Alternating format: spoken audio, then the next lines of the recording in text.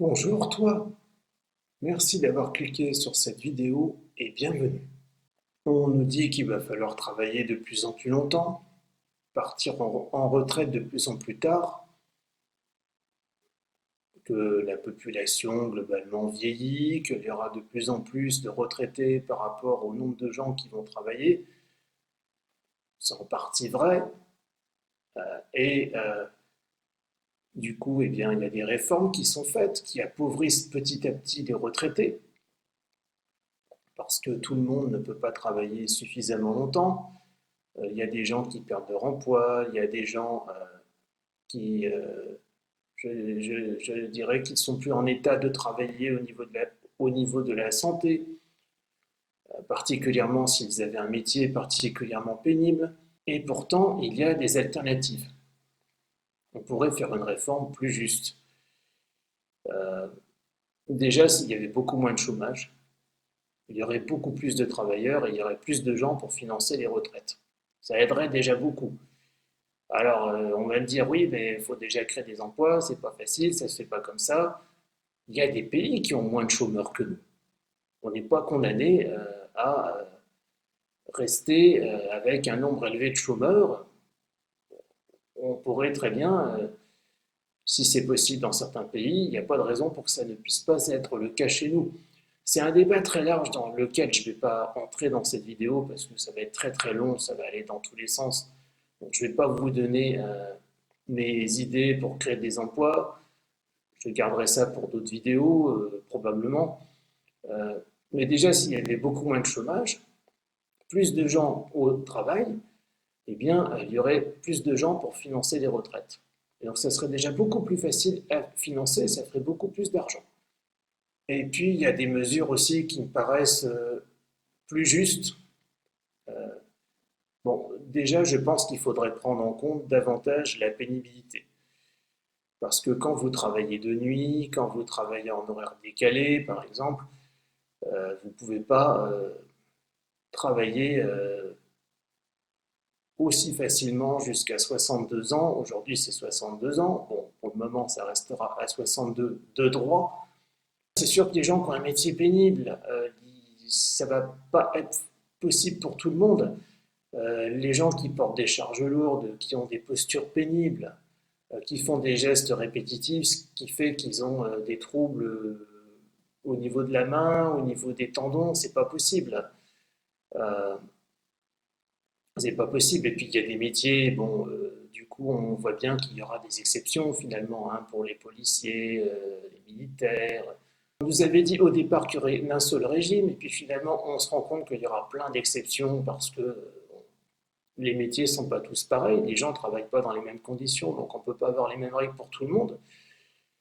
Euh, et donc oui, faudrait prendre davantage en compte la pénibilité. Il y a des gens, quand ils arrivent à 50 ans, ils sont foutus, ils ne peuvent plus travailler parce qu'ils avaient un métier qui était très pénible.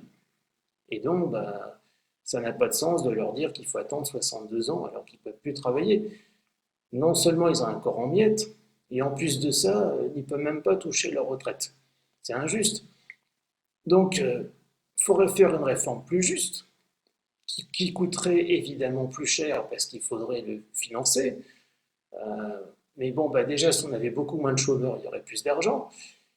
Et puis, il y a d'autres propositions qui sont possibles aussi. Par exemple, on pourrait créer des cotisations retraite sur les revenus du capital. Aujourd'hui, il n'y en a pas. Un salarié, lui, il paye des cotisations retraite sur son salaire. Pareil pour les fonctionnaires, il y a des cotisations retraite aussi. Eh bien, l'actionnaire qui va prendre des dividendes, qui va toucher des dividendes, lui, il ne paye pas de cotisation retraite sur les revenus du capital. C'est pas normal. Pourquoi le salarié en paye et pas l'actionnaire? Donc, on pourra en mettre.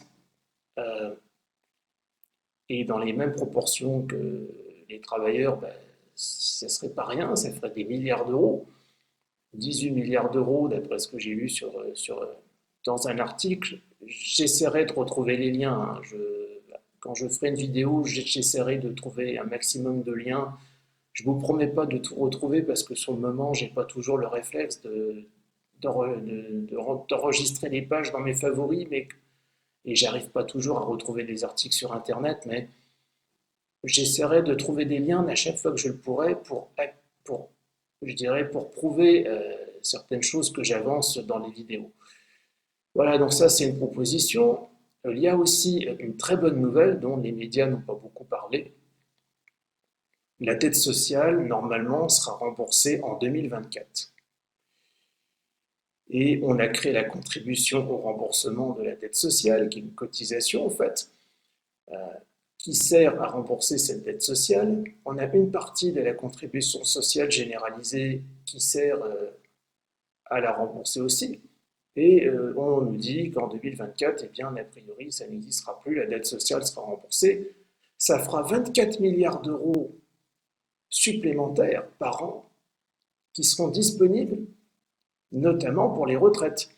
Alors, la majorité actuelle envisage éventuellement de l'utiliser pour financer la dépendance. Il y aura une réforme cette année à ce sujet. On peut avoir une partie qui finance la dépendance, une autre pour les retraites, il n'y a pas de problème.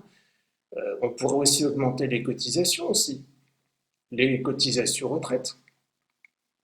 Il n'y aurait pas besoin de les augmenter de manière importante. Je crois que j'ai mis un article dans mes favoris, donc je vais essayer de vous retrouver ça. Il suffit de les augmenter un tout petit peu pour que ça fasse plusieurs milliards d'euros, mais vraiment un tout petit peu. Donc même si à l'arrivée on veut 20 milliards d'euros, ça ne fera pas une augmentation si énorme que ça des cotisations retraite. Voilà, donc il y a tout un tas de solutions. Eh bien, appliquons-les. Faisons une réforme plus juste que des réformes qui consistent tout le temps à appauvrir sans arrêt les futurs retraités. Merci d'avoir regardé cette vidéo. Si tu veux en voir plus, je t'invite à t'abonner et à cliquer sur le pouce en l'air et à cliquer aussi sur la petite cloche en bas à droite de la vidéo. Ça te permettra de ne rater aucune vidéo. Je te dis à très bientôt pour de prochaines aventures.